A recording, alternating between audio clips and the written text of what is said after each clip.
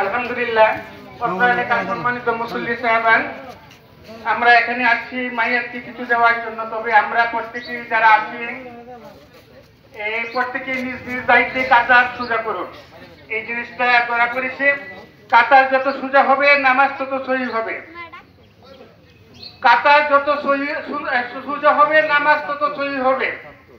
আরেকটি কথা, আমরা তো প্রত্যেকেই মুসলমান।